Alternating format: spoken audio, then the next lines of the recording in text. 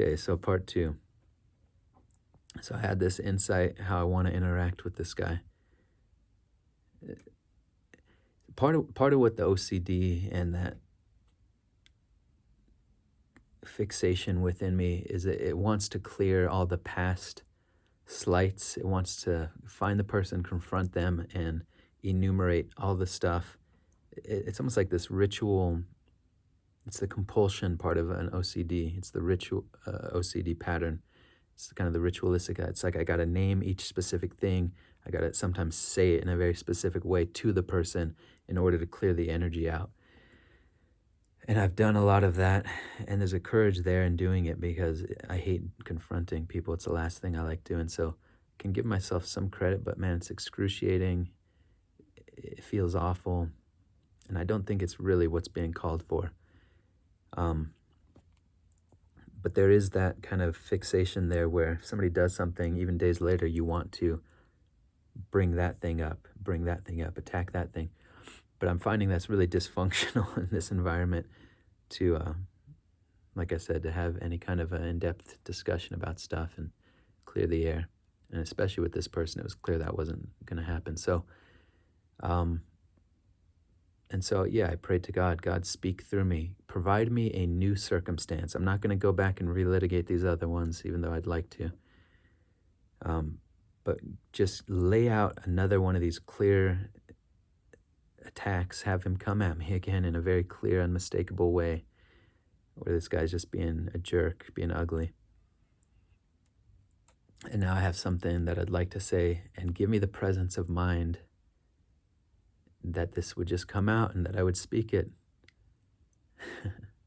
Forgive me for showing you the inner workings of my own pain and you could say neurotic self, pathological self. Well, I don't know if I want to say it that harshly.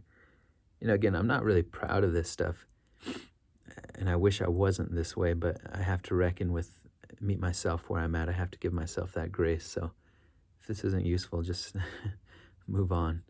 But maybe somebody else could find, this kind of naked conversation to be useful. Anyways, so I prayed for that.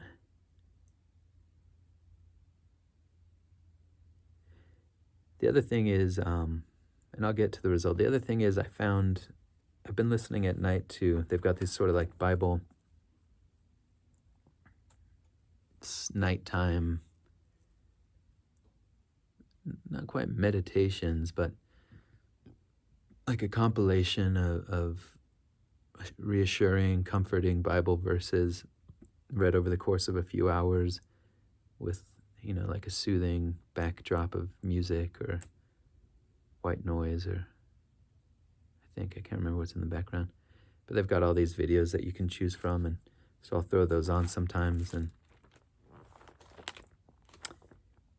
And I was really just struggling with all this and saying, God, help me. I need help. I am greatly suffering with this. And Psalm 37 came on one of these videos, and it was just so comforting, so helpful. And so I'm going to read it. It's kind of long, one of the longer Psalms.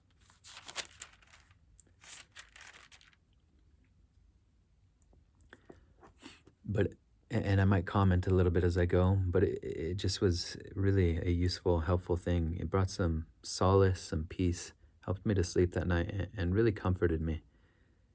And it's not one of the most, Psalm 23, Psalm 91 are kind of the more, popular, it doesn't seem quite the right word, but well-known, some of the more well-known verses. I hadn't really I've read the Psalms through at least once, maybe twice, at least once.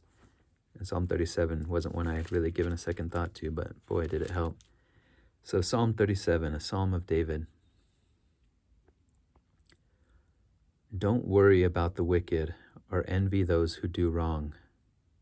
For like grass, they soon fade away. Like spring flowers, they soon wither. Trust in the Lord and do good. Then you will live safely in the land and prosper. Take delight in the Lord, and he will give you your heart's desires. Commit everything you do to the Lord. Trust him, and he will help you. He will make your innocence radiate like the dawn, and the justice of your cause will shine like the noonday sun. Be still in the presence of the Lord and wait patiently for him to act. Don't worry about evil people who prosper or fret about their wicked schemes. That right there, verse 7, that is just so potent and still lights me up reading that now. Because a part of this was, it's like I messed up and I've got this anxiousness, or I wasn't responsive in the way I had hoped I would be as this guy's coming against me.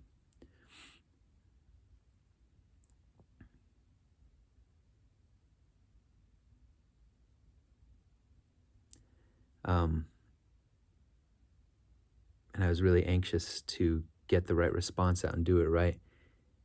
And just reading that gave me helped confirm something within me, this, I guess, intuition or this feeling I had of, I actually read a horoscope that said something to this effect that was really helpful too. It's like you're anxiously waiting to do something. When the time is right, let the fruit ripen, and it will drop from the tree, something like that. Be still in the presence of the Lord and wait patiently for him to act. It helped to reframe it of like, God, you provide the perfect context, and then that action will come, and then I will act, and then you will help me to act. Be still. In other words, don't be anxious. Don't worry about evil people who prosper. That's another thing. There's so much injustice in this world, and you see and intuit the evil that people do, and you can see it in yourself, of course. None of us is free from these patterns totally, but or at least at some point in your life I've definitely done many evil things, wrong things, manipulative things, but you look around and you don't always see the karmic impact that you would hope to see when people do evil things. Sometimes their comeuppance hits them right away, but often there's a huge delay and you don't see it right away. You know, somebody does something evil, they're acting ugly towards you or towards somebody, and they seem to be prospering, you know.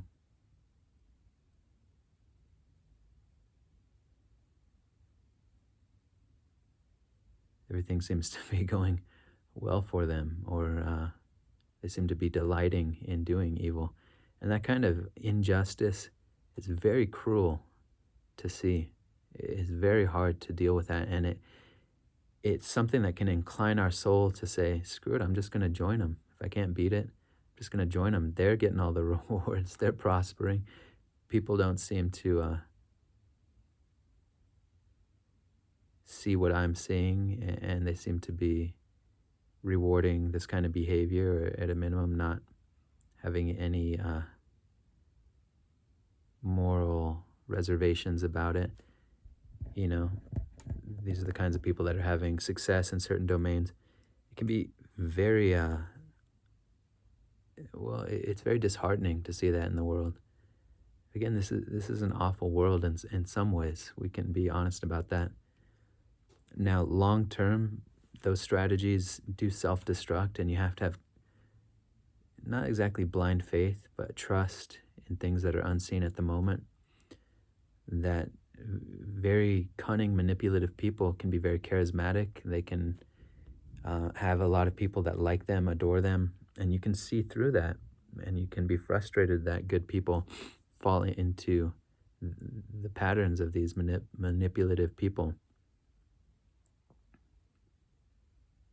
And I can say a little bit of this with some insight and a little bit of a smile, because I can see how in past days in my life, past iterations of who I've been on this earth, I had a certain charismatic approach to people and a certain social adeptness, and because of what I was carrying pain-wise and in terms of my own woundedness and avoidance strategies, how I manipulated people and good people and hurt people. And so, again, I'm not innocent here. I understand this, at least to some extent, from the inside out, and have seen the devastation and the rot that brought into my life, and the harm that it caused myself and others. But you don't see it always in the moment. And wickedness is often rewarded, at least short term in this world. It sucks. I wouldn't design life this way. It's really awful. So it's good to read something like this in verse 7. Don't worry about evil people who prosper or fret about their wicked schemes, because you can get caught in their mind, their manipulation strategies, and get into this, like, I have to out-manipulate them. You can just so easily get ensnared in their chaos. And so part of it is that being still and burning in the fire. Now, freeze is not the reaction I want, and it's something I'm working to improve. But it's not me stooping to somebody else's level. There is an integrity there that's still intact. And I'm not degrading myself when I freeze. I'm not healing, and it's not the best response again, but I don't want to beat myself up about that. But it's not me trying to outmaneuver or outmanipulate somebody, which I've tried to do in the past, try to be more clever, try to be whatever, top dog in that sense. Psychologically swifter, more clever, more cunning, more manipulative. And you can do that, and you can beat people, and you can dominate people that way, but that's not healing. That's not the truth long term. It's a survival strategy. But sometimes when you are still, it's like you give people enough rope and they hang themselves. and you see how on his side, it's a compulsion on his side, because there's a wound there that I've triggered somehow, or interaction is triggered. I don't have to blame myself. But there's an addictive, compulsive component there to being unkind. And so part of this is just trusting that it's going to come back around, if you've missed your chance.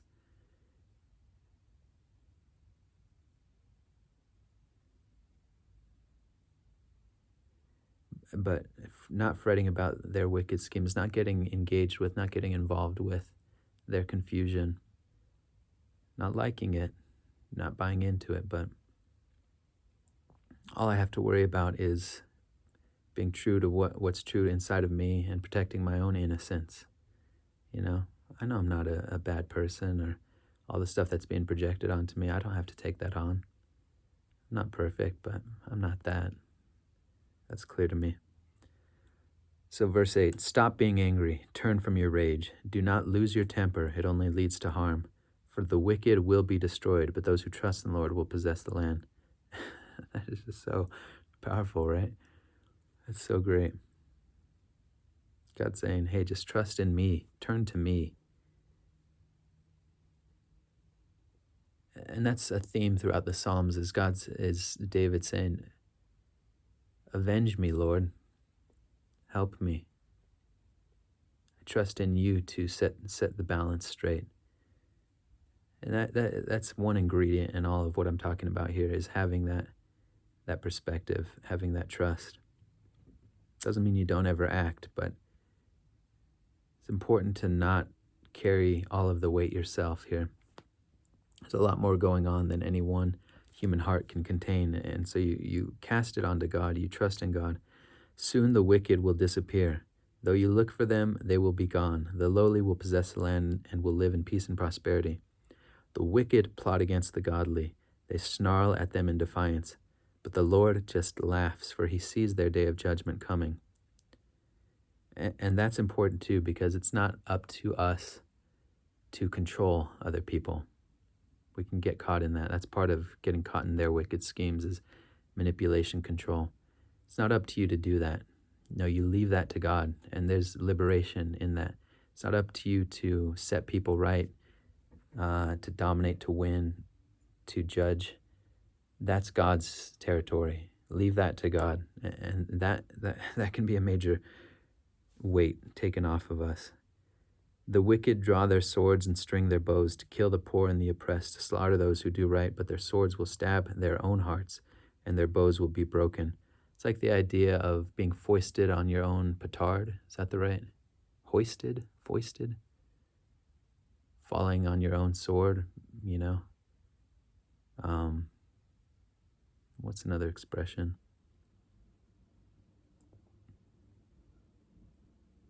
Yeah, giving somebody enough rope and they hang themselves. I mean, those are all pretty violent ways of describing it, but and that's Aikido in a sense, letting the momentum of somebody else out undo them. You know, you use their momentum against them, and you stay still.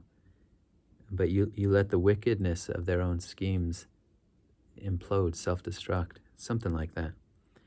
It's better to be godly and have little than to be evil and rich, for the strength of the wicked will be shattered, but the Lord takes care of the godly. Day by day the Lord takes care of the innocent, and they will receive an inheritance that lasts forever. They will not be disgraced in hard times. Even in famine they will have more than enough. But the wicked will die. The Lord's enemies are like flowers in a field. They will disappear like smoke. The wicked borrow and never repay, but the godly are generous givers. Those the Lord blesses will possess the land. Those he curses will die. The Lord directs the steps of the godly. He delights in every detail of their lives. Though they stumble, they will never fall, for the Lord holds them by the hand. God's always with you, if you're willing to surrender all to him. And it's easier that way. I mean, you can carry all of this yourself, and we do, to our own detriment, and in spite of ourselves, and in spite of our deeper wisdom, we often do it. But turn to God for sustenance.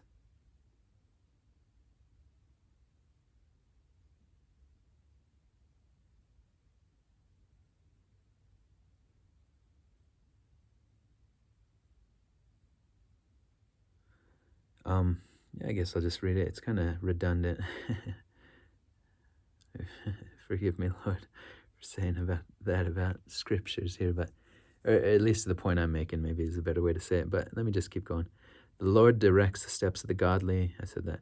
Once I was young, and now I'm old. This is verse 25. Yet I have never seen the godly abandoned, or their children begging for bread.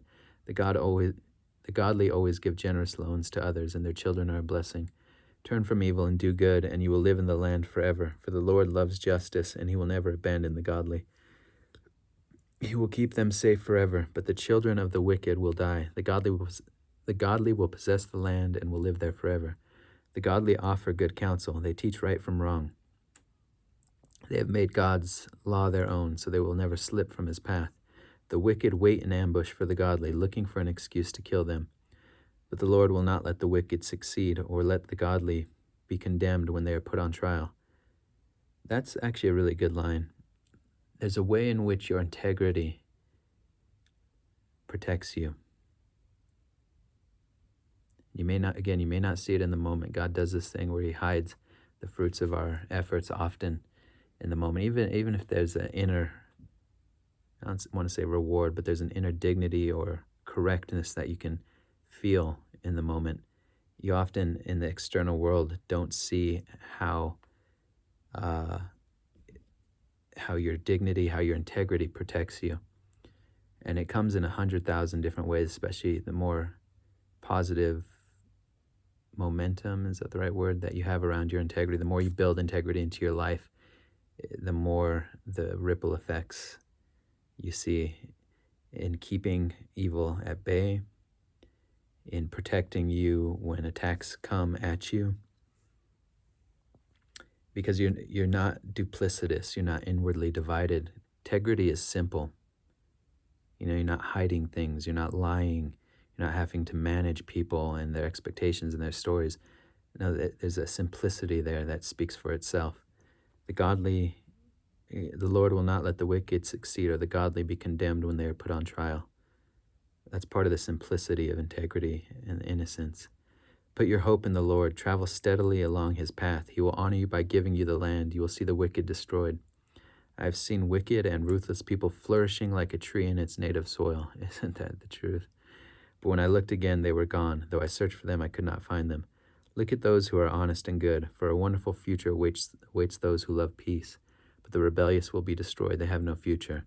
The Lord rescues the godly. He is their fortress in times of trouble.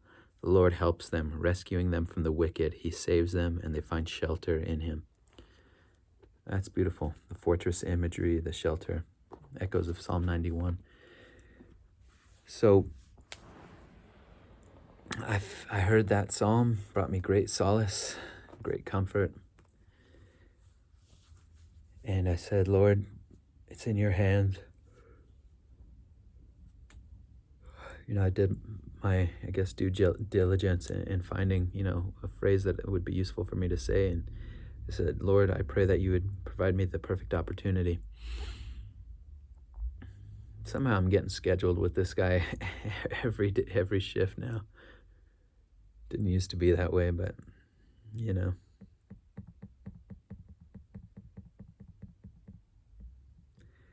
that's just how it is. Anyways, so it happened that next shift. I went in and wasn't really in a state of high alert or anxiety. I mean, I was a little bit. I guess I was ready to some extent, waiting for it. Some anticipation there, but again, just kind of out of the blue, even with all this kind of readiness and preparation. Because again, I guess I'm not really waiting in a hyper-vigilant state often. I'm kind of just working, just trying to get through the day. I'm just working. But anyways, something did come up. This one was pretty obvious, pretty egregious, pretty direct. Not direct in a... Excuse me. I mean, it was passive-aggressive, as seems to be this guy's way of doing things. But I called it out. It was out on the floor. And it's funny. I've got a cart that I'm working off of with, all the stuff from our pallets that we're breaking down, all the produce and different items that we're stocking. I've got it on a cart. And he comes over and just, in a very ugly, rude, passive-aggressive way, tries to put something on my pallet, says something unkind, and just the tone, the whole energy of it, antagonistic. It's like, just leave this guy, just leave me alone, man. I'm just trying to work. But it's like he can't help himself or something. And so that happens. And it's funny in that moment, God intervening or something, but he does it so clumsily. And I've noticed this too often with people when they're coming from a bad place, or there's something unrighteous in their energy, in their actions. There's often a tell or a giveaway, this is kind of a stupid example, but notice in the comment section on videos, often, somebody gives this really heartfelt testimony or a really kind, genuine video, and somebody will say something really rude in the comments. Shit poster, is that the term? I don't know. They'll say something just really unkind. They often misspell things. They often misquote something. There's often just some mistake in what they're doing that makes it really easy to point out and kind of diffuse and combat. It's like they give away the game in trying to be, they give away their own woundedness, or I don't know exactly how to describe the phenomenon. But if you're still and you're present, you can kind of see the error. There's like an error there that you can see, and there's an opening there to kind of diffuse and to break apart what's happening. Something like that. I've had that also happen in certain back and forths on chats and stuff like that. Anyways, and I've done it too. Sometimes when I've been pissed off, I'll say something and go back and reread it, and it was just some obvious idiotic mistake that I made in my own haste, I guess. Haste of evil, the haste of pain, of confusion, of trying to harm somebody. I guess in a way, it's like a version of instant karma. You see a lot of these videos, somebody says something really stupid or um, rude to somebody, and then they slip and fall, right? It's something like that.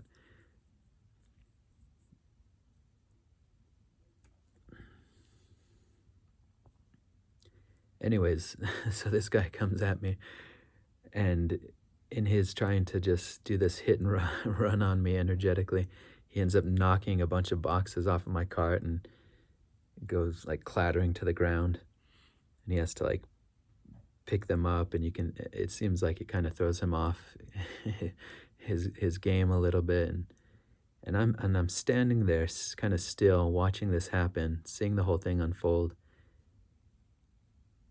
And that's when I speak it out, and I say, hey, blank, won't say his name, stop being ugly to me.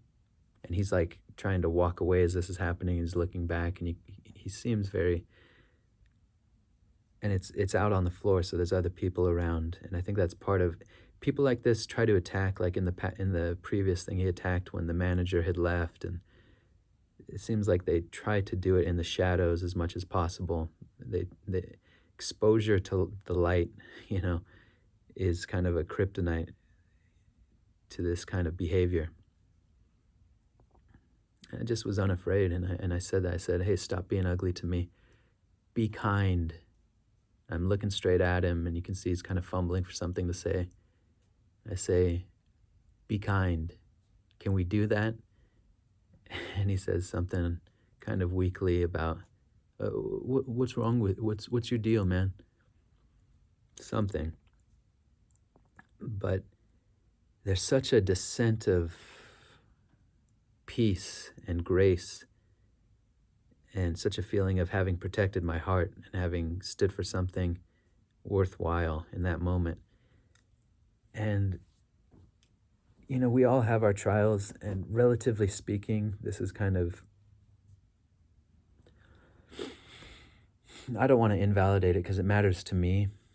And there's a million other things that probably are hard for other people that are not hard for me, that I have conquered ground on, or that I have just a certain facility with, that I'm able to withstand and endure a lot of hardships that would break other people, But this is something that's hard for me, and I'm sure it has to do with deeper relational patterns in my past and trauma, and to some extent just physiologically with my nervous system. So I don't want to trivialize it really or invalidate it, because it matters to me, but I recognize this is not like, there are harder things out in the world, and so it's all contextual and relative. But I wanted to share it because it was an example of something I greatly struggled with and had this kind of success with. And I wanted to share the process behind it. And afterwards, the sense of, I could even say elation, bliss almost, peace, gratefulness, grace flooding into me. Because you just felt in a simple, clear way how appropriate it was to the moment, how a spell was broken, how it was a big step for me, empowering.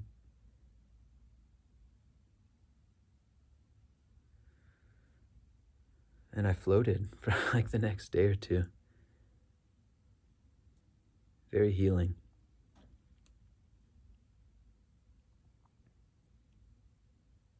And it has shifted things to some extent. Now, I just did a video that I posted on this channel talking about how I've decided to leave this place of work, because you just have to know that in a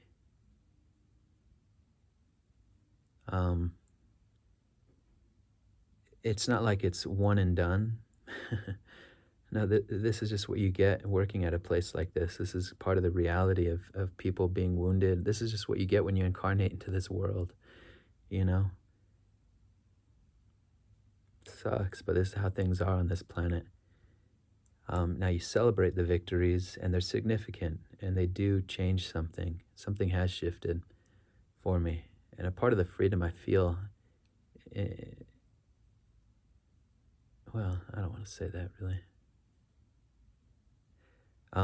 But you go to work the next day, and there's more BS from other people. You know, life is infinitely creative in the ways that it can attack you and throw BS at you, and you can be. That's part of the problem too with being hyper vigilant and having, comebacks and your ducks in a row, your defenses up, and all your arsenal. Is life will always find a chink in the armor. Can be so well prepared, and life's going to hit you from a different direction that you hadn't anticipated and humiliate you.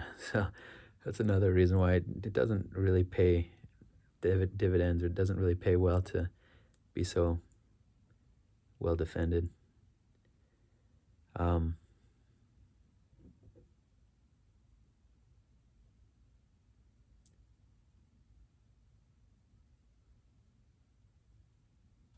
I wish I could think of a good metaphor here. Give me a second. Let me pause. It's like if you go to a bar and are then frustrated that there are drunk idiots there, drunk people there. No, it's like, what did you expect? You're at a bar, and you know, there are going to be drunk people here, and some of those drunk people are going to be idiots.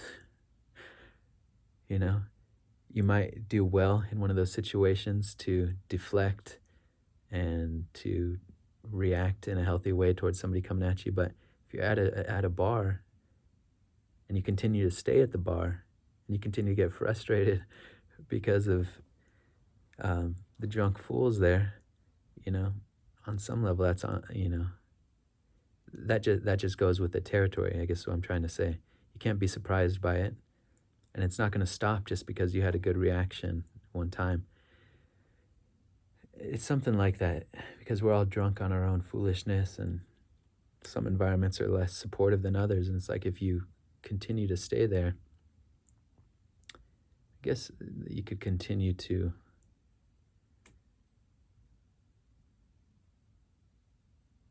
no, I mean, at a certain point you've done the growth, you've had some growth, and you don't have to just keep forcing yourself to stay in a situation that's not necessarily healthy, you know. Anyways, I'm kind of losing the track here.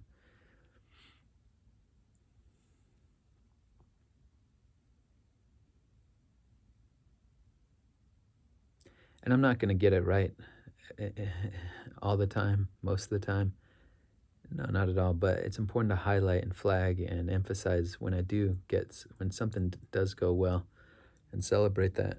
I could offer that to anybody watching, but don't let that success then put burden on you to constantly repeat it and feel bad if you don't get it right now. I've had things, just in the following days, proceeding, I don't know, in the days after this experience. One yesterday, somebody trespassing a boundary of mine, and I didn't respond well in the moment, and and it's all contextual too, because you can have one of those with somebody who you generally have good interactions with and you trust is generally a positive or a kind person, is not out to get you, and you can let some of that go, I think, at times. Sometimes you have to respond, but it's different if somebody's, there's a pattern of antagonism and harassment. So again, there's a place for nuance here and discernment. And so anyways, take care.